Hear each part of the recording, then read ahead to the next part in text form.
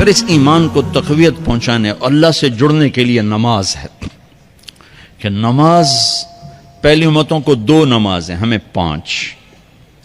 پہلی امتوں کی مسجد کوئی نہیں، ہماری مسجد.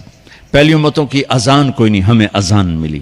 اور اذان اتنا بڑا عمل بنا دیا میرے نبی نے کہ آپ نے فرمایا کہ اذان دینے والا قیامت کے دن سب سے اونچے مقام پر کھڑا ہوگا. حضرت علی فرمایا کرتے تھے کاش میں اللہ کے نبی سے حسن حسین کے لیے مسجد نبوی کی اذان مانگ لیتا. یہ حضرت علی فرمایا کرتے تھے. اور جنگ قادسیہ میں مؤذن زخمی ہو گیا تو اذان دینے کے شوق میں سردار آپس میں الجھ گئے، کہتا میں دوں گا، کہتا میں دوں گا. پھر قرہ اندازی ہوئی جس کا نام نکلا اس نے اذان دی. حضرت عمر فرمایا کرتے تھے اگر میں امیر المومنین نہ ہوتا، اگر میں خلیفہ وقت نہ ہوتا تو میں مسجد نبوی کا مؤذن بننا پسند کرتا. کسی کو اذان نہیں ملی، ہمیں اذان. پہلا مؤذن بلال بنا. پہلے مؤذن اللہ نے بلال کو یہ عزت عطا فرمائی. دنیا میں یہ ہے اور آخرت میں یہ ہے کہ میرے نبی نے فرمایا کہ جب جنت میں جانے کا وقت آئے گا نا تو جنت کی میرے لیے سواری لائی جائے گی. میں اس سواری پہ بیٹھوں گا تو اس کی جو وہ رسی ہوگی نا وہ ایسے نیچے گر جائے گی، یہ نیچے گرے گی. اس رسی کے یعنی اس کی جو لگام ہوتی ہے نا وہ نیچے گرنے کا مطلب ہے یہ ایسے نیچے گر گئی. اب نیچے گرنے کا مطلب ہے کہ اس کی ڈرائیونگ میرے نبی نے نہیں کرنی. کوئی آنے والا ہے، کوئی ڈرائیور آنے والا ہے جو رسی پکڑ کے چلے گا، کوئی کوچبان آنے والا ہے جو اس کو پکڑ کے چلے گا. رسی کا گرنا ایک انڈیکیشن ہے کہ کوئی نصیب والا اب آئے گا. جب آپ کی سواری کھڑی ہوگی رسی نیچے ہے تو اب سب کی گردنیں ایسے ہوں گی، کون سب قیاس کر رہے کون کون کون. اللہ کی طرف سے اعلان ہوگا بلال کو بلایا جائے. بلال بلال تو بلال آپ کی سواری کی لگام پکڑیں گے. اور آپ نے فرمایا کہ سب سے پہلے میں جنت میں جاؤں گا اور بلال میرے ساتھ ہوگا، میری سواری کی لگام پکڑے ہو جائے گا. تو ہمیں اذان ملی، کسی امت کو اذان نہیں ملی.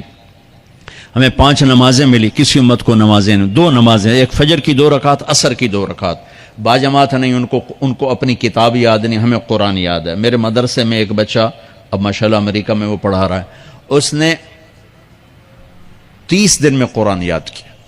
صبح یاد کرتا تھا، شام کو تراویح میں سناتا تھا. میرے مدرسے کا بچہ ہے، صبح بیٹھ کے مغرب تک پورا ہے سپارہ یاد کر کے اور عشاء کو تراویح میں سنا دیتا تھا.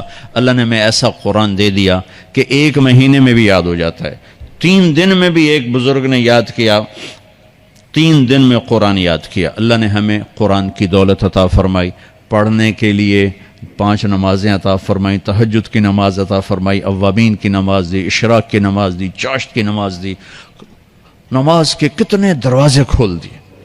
اور میرے نبی کی آخری نصیحت تھی میری امت نماز نہ چھوڑنا، نماز نہ چھوڑنا، نماز نہ چھوڑنا. اور اس 14 صدی میں کوئی موقع ہے نماز چھوڑنے کا تو وہ میرے نبی کے نواسے کی کربلا کا ہے کہ جب ظلم بھی انتہا پر تھا اور مظلوم بھی اپنی آخری حدوں پر تھا اور کائنات نے نہ ایسا ظلم دیکھا، نہ ایسے مظلوم دیکھے، نہ ایسی پاکیزہ ہستیاں دیکھی، نہ ایسے درندے دیکھے.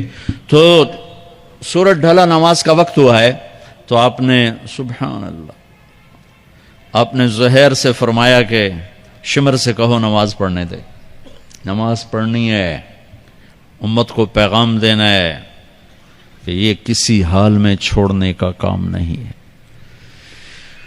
تو انہوں نے آگے بڑھ کے شمر سے کہا نماز پڑھنے دو. انہوں نے کہا نہیں، نماز نہیں پڑھنے دیں گے، ہماری تلوار چلے گی. انہوں نے واپس آ کر کہا جی وہ کہہ رہے ہیں ہم جنگ نہیں روکیں گے، تلوار چلے گی. تو پھر یہ نہیں فرمایا اچھا چلو ٹھیک سر لے ہو، فرمایا اچھا آدھے نماز پڑھو آدھے جنگ کرو. آدھوں نے نماز پڑھی، آدھوں نے جنگ کی. پھر انہوں نے جنگ کی اور پہلوں نے نماز پڑھی. اور عصر سے پہلے سب کے سر کٹ کے نیزوں پہ چڑھ گئے. یہ وہ ہستیاں ہیں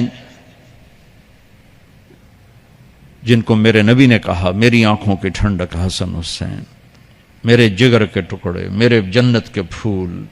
پتہ نہیں کیا کیا تشبیہات دی ہیں میرے نبی نے. اور جنت کے نوجوانوں کے سردار حسن اور حسین. اور پھر نماز نہیں چھوڑی. ان کو جنت کی بشارت تو ماں کے دودھ پیتے مل گئی تھی، کربلا کی وجہ سے نہیں ملی سرداری ان کو. وہ تو ان کے سر کا صحرا ہے الگ. ان کو سرداری جنت کے ملی ماں کا دودھ پیتے ہوئے کہ جنت کے نوجوانوں کے سردار ہیں حسن اور حسین. نماز نہیں چھوڑی. میرے عزیزو نماز نہ چھوڑ. اللہ کا شکر ہے میں آپ بچوں کو دیکھ کے مجھے اپنا کالج کا دور یاد آ رہا ہے. ہمارے دور میں ایک نعیم الدین صاحب گورنمنٹ کالج لاہور میں تبلیغ کا کام کرتے تھے، اور وہ اکیلے ہی نماز پڑھتے تھے، کوئی نمازی نہیں ہوتا تھا،